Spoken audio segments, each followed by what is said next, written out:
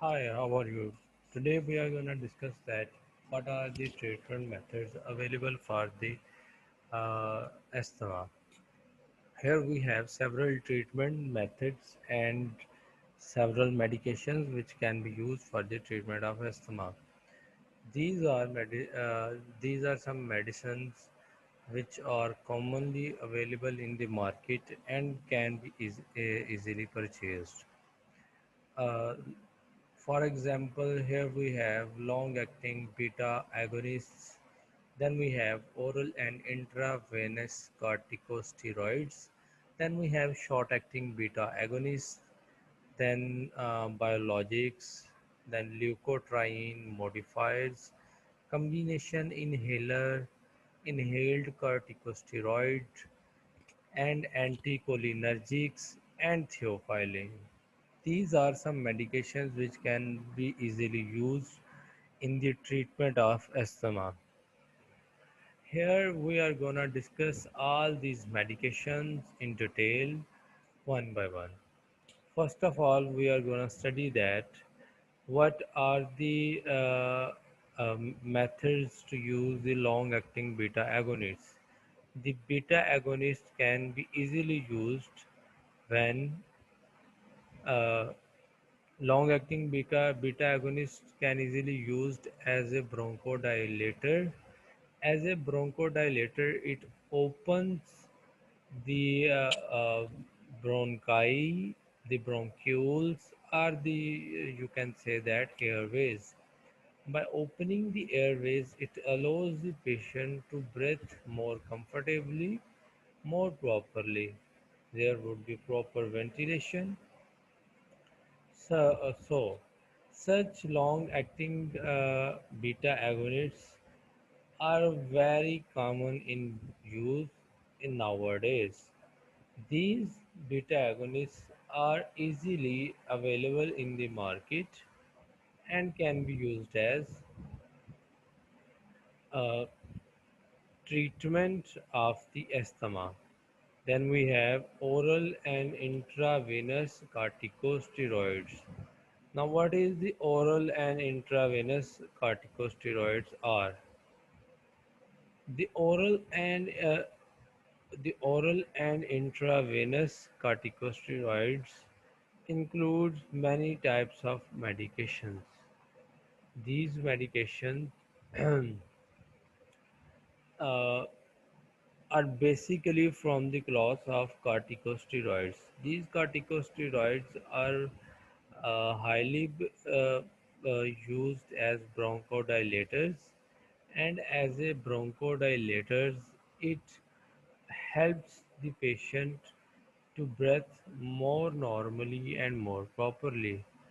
They can also reduce the uh, what you can say that they can also reduce the inflammation in the airways, and by reducing the inflammation they further help the patient to breathe normally and easily.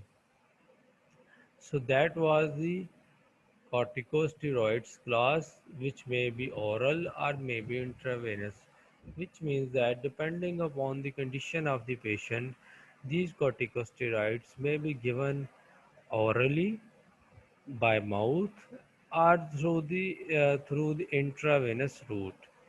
Those patients who are not capable of taking corticosteroids orally can be given these corticosteroids intravenously so that they can bypass the oral route and directly get into the blood. While the other patients which can use the oral medications should be administered the oral corticosteroids as a means of treatment. Then we have short-acting beta agonists. These are also beta agonists. The only difference between these and the other beta agonists is that uh, those were the long-acting beta agonists, which means that they act for a long period of time. And these are the short-acting beta agonists, which means that they act for for a short period of time. So the main difference between both of them is uh, their duration of action. The short acting beta agonists work for very short period of time. Therefore, it's also called as the short-acting beta agonist. However, the mechanism is the same. These are also the bronchodilators, which are used to relieve the patient from the bronchoconstriction by causing bronchodilation. They help the patient to breathe more comfortably. They also used to reduce the inflammation. Both these factors contribute towards more proper and normal ventilation, which eventually decreases the effects of asthmatic condition. So at the third number we have biologics. Now, what is the biologics? Biologics are termed is a term. Basically, it is a term which is given to those medicines which are biologically active. Now, what does mean that these are biologically active and the others are not called as biologics? These are only called as biologics. The reason behind this is that there are many natural medicines which are used to relieve asthma or asthmatic condition. These natural medicines are called as biologics.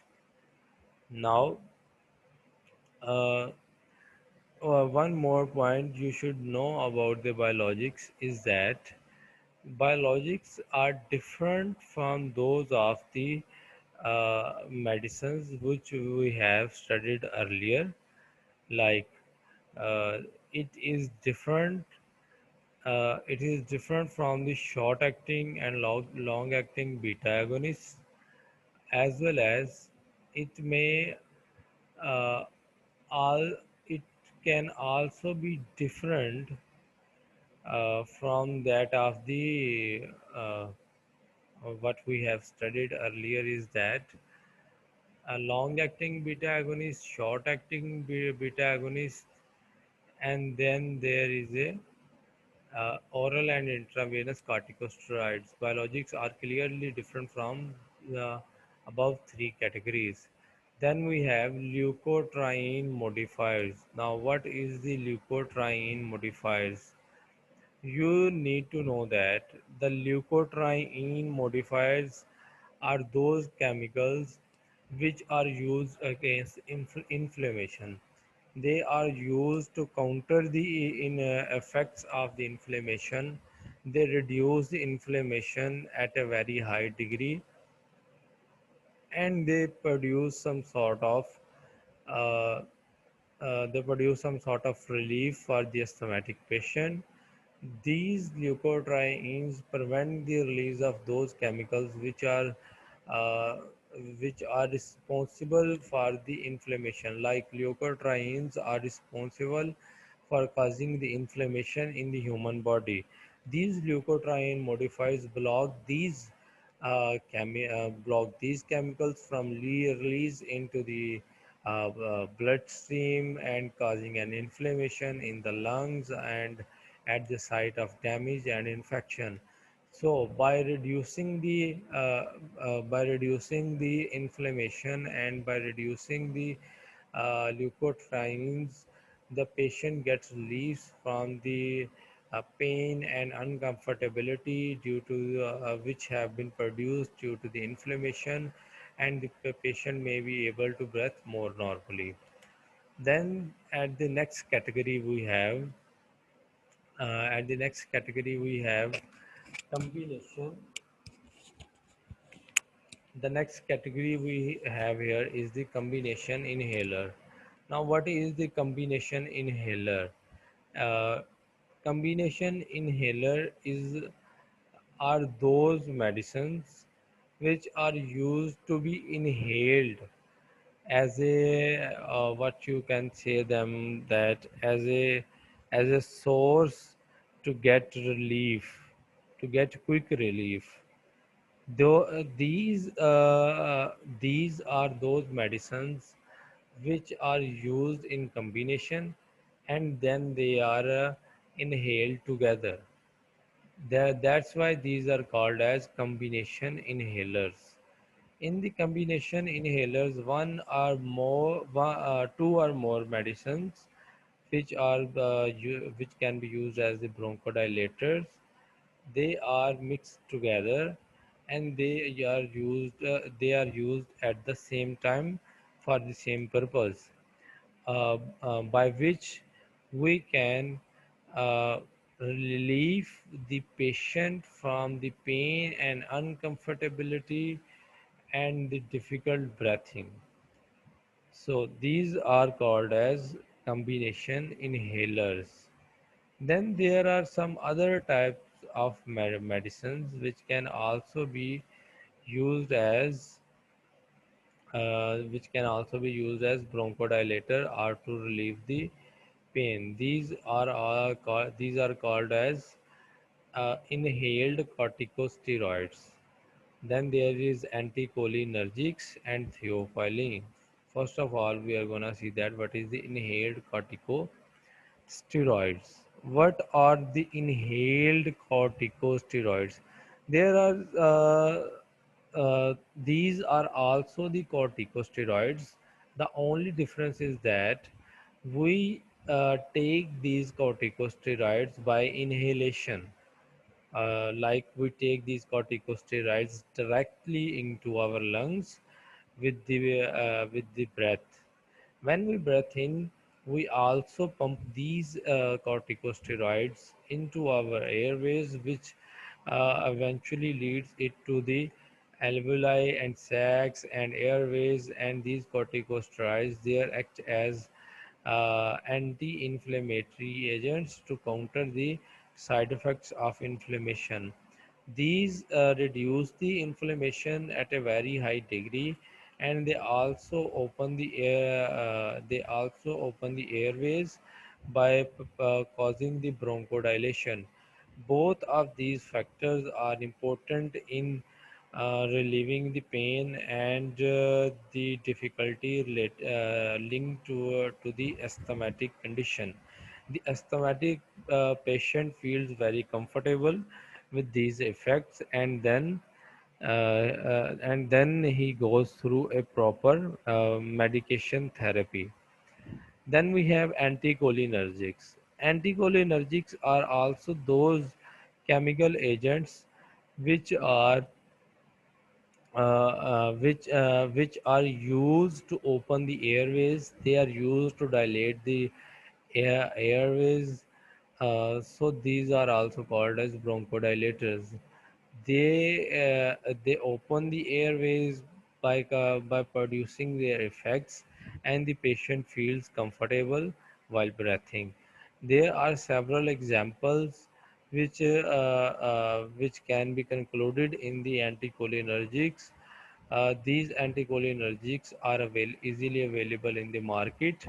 They are commonly available and may come at a very fair prices, so you can afford them as well as use them without compromising on the efficacy of the drugs. Then we have here uh, our next drug, which is the theophylline. Now, what is the theophylline? We are gonna discuss the theophylline in detail here. Theophylline is also a bronchodilator medicine which is used to counter the effects of asthma. It is used in the asthmatic patient to get rid of the difficult breathing and those of the severe symptoms which are attached to the asthma. All these things make the use of theophylline very attractive, and doctors very commonly recommend this medicine to their patients. Theophylline is a very commonly available medicine and you can afford it at a very fair price. Some of the medicines which I have not mentioned here, but I would like to add that there are some other types of medicines like some sort of immunomodulators.